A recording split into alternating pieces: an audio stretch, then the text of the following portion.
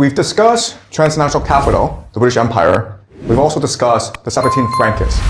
Today, we will put the two ideas together and show how the alliance between these two different forces have created modernity, or the ideas that underpin our society today, including Marxism, Darwinism, individualism, liberalism, and Freudian psychology. All right, so we will talk a lot about Jews today, but just as a caveat, it's important for us to remember that it's easy to see a Jewish conspiracy everywhere. But things are actually much more complicated than that. The argument I want to make to you today is that the Jews are a construct and tool of empire. In other words, they're really the middle managers. They're the ones who help manage the empire. And if the Jews weren't around, then it would be the Indians or some other group. An empire needs scapegoats. It needs middle managers. And for the past 200 years, the Jews have served the purpose. Something else I will show you today is that the empire, which is transnational capital, they get all the profit. They hide behind the scenes. They're the shadows. And they make all the money. And it's really the Jews get all the blame. And what we'll discuss next class is that this is the same thing that will happen today. Okay? So that's the argument I will make to you today. All right, so let's discuss the British Empire. The British Empire is unique in human history in that it controls the entire world. And it's just a small island, right? It's a small island with very little resources. And it's able to control the entire world because it controls global trade. It has the world's greatest navy. It also has the Bank of England, which is really transnational capital. And English becomes the lingua franca of the world and has colonies throughout the world as well. So for the British Empire, the way they control the world, it's a very simple concept. As long as the British Empire is able to control the seaways, then it controls the world. The great crisis, the great problem, great threat is that a empire will emerge within the Eurasian continent. It's called the Heartland, okay? And this could be Germany, it could be Russia, it could be China. But if it's able to emerge, eventually, like the Mongol Empire, it's able to conquer the entire Eurasian continent, and through railways, it's able to link up Africa, the Middle East, Europe, and Asia all together into one trading bloc. And then you don't need the seaways anymore. If that were to happen, then the British Empire would go bankrupt. Because remember, the British Empire, with the Bank of England, transnational capital, it's really a Ponzi scheme. It needs people to keep on buying into the empire for it to continue to succeed. So the greatest threat is a great power emerging in the Heartland. And throughout history, that was either the French, the Ottoman Empire, the Germans, or the Russians. So the grand strategy of the British is to create as much chaos and conflict in Europe as much as possible. You always want your enemies fighting each other, okay? And that's just the core strategy of the British. Not very hard, okay? So again, as we discussed, there are four major enemies that the British have faced throughout their history as an empire. The French, they were able to defeat because of the French Revolution, as well as the Napoleonic Wars. Then they had to face the Russians. And the Russians were the greatest threat because the Russians had the largest land empire. And they were the most likely to unify the Eurasian continent. They also faced the Ottomans, and they also faced the Germans. Now, the British could not seem as though they were interfering in European politics, because all that would do is anger the Europeans and unite the Europeans against the British. They had to do it using subterfuge, secretly, using intelligence operatives, right? And so, of course, what happened was that they developed different strategies in order to divide and conquer Europe. What they would do is promote revolutionary movements using transnational capital. And we'll discuss these revolutionary movements later on. They also industrialized Japan because they saw Japan as a natural ally in the world. Okay, so you know that in Japan, they underwent the Meiji Restoration, and in only a few decades, they were able to industrialize, so much so that they defeated Russia in the Russo-Japanese War in 1905. And you may not know this, but transnational capital, the British and the Americans, financed a great deal of Japan's industrialization because the Anglo-American Empire wanted Japan as an ally. Okay? It was a natural ally. What they would also do is establish resource colonies. So Australia, New Zealand, Canada, South Africa, these are all resource colonies. And the idea is that you can now use manpower to fund your armies, okay? And the last strategy is to, wherever you can, steal as much resources as possible as fast as you can. And this was true in India and China and Africa as well. Okay, so this is the grand strategy of the British. And they needed agents to help them in these endeavors, and the Sabbatean-Frankists made the most sense, right? So the advantages that Sabbatean-Frankists brought to the British Empire were fourfold. The first is that they already had a diaspora, right?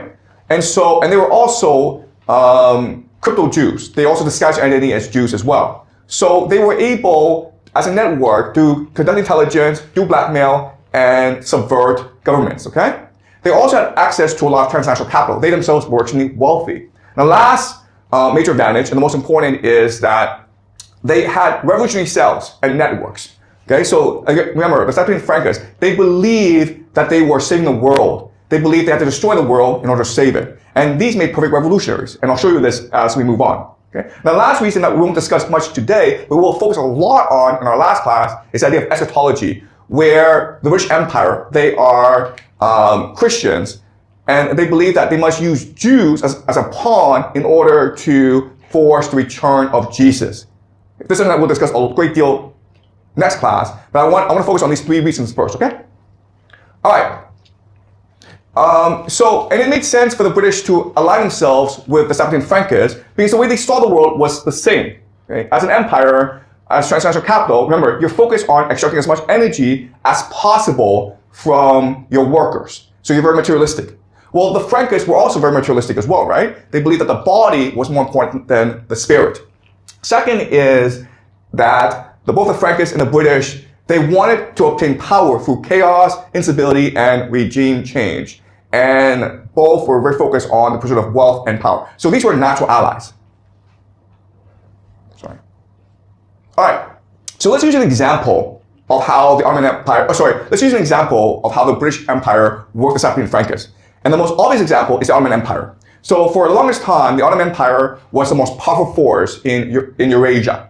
And this was the Ottoman Empire at its height in 1683. Remember, in 1666 is when Sabbatean declared himself the Messiah. And remember that Sabbatean had to convert to Islam, and the people who followed him into Islam are called the Donmeh. Okay, the Donmeh are very important people. But over time, empires will decay. In 1853, Russia attacked the Ottoman Empire, and this led to the Crimean War. The British and the French feared Russian expansionism, and so they supported the Ottomans. And the Ottomans were able to defend themselves against the Russians. But this alliance came at a cost to the Ottomans. The British and the French made the Ottomans take out loans in order to finance the war.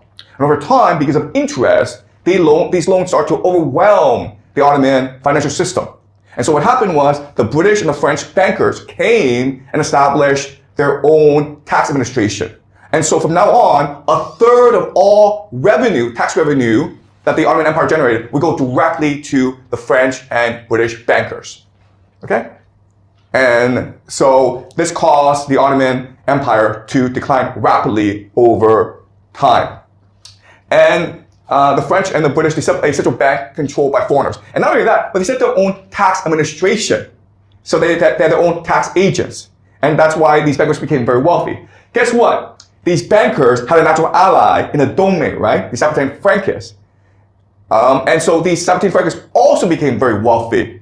Now what happened is that the Ottoman Sultan didn't really like this relationship. He didn't like being bossed around by these bankers. And so he went to the Germans. And so now the Germans were now financing the Ottoman Empire, and they were now allies. And so the British and the French didn't like this. And so what the Donmeh did was start to finance a revolutionary group called the Young Turks. The Young Turks believed in three things. They believed in secularism, no religion. They believed in liberalism, and they believed in individualism. Okay, just basically the basic ideas of modernity. And eventually, the Young Turks were able to overwhelm the Ottoman Empire and establish something called the Republic of Turkey, which is still around today. So guys, the Republic of Turkey, you go to Turkey, it's a Donmeh that control Turkey. Okay? All right? So remember, the Donmeh come from Zabtai Zevi. They are crypto-Jews. They pretend to be Muslim, but they're in fact Jews. And these three Donmeh will help to found the Republic of Turkey, and they still control Turkey together. Okay? So that's an example of an alliance between the Sabbatean-Frankists and the British Empire. Another example of an alliance is, of course, the Rothschild banking dynasty. This is Jacob Rothschild with King Charles of England. And this alliance goes back hundreds of years. And the Rothschild family is, of course, one of the most powerful banking families in the world. So there's a story of how they got rich. In 1815, Napoleon and the British fought the Battle of Waterloo, and this would determine who controlled Europe. In the battle, the British and the Germans together were able to defeat the French. When this news happened, an agent of the Rothschild got into a corvette, which is a fast boat, and they sailed all the way back to London to tell the Rothschild the news. The Rothschild controlled the media at that point. And so the media told everyone, oh my God, we lost the Battle of Waterloo. So as you can imagine, people start to panic. There was a stock market crash. And then the Rothschild bought up all the assets. And that's how they became extremely wealthy. And this is a strategy that they continue to use throughout their history.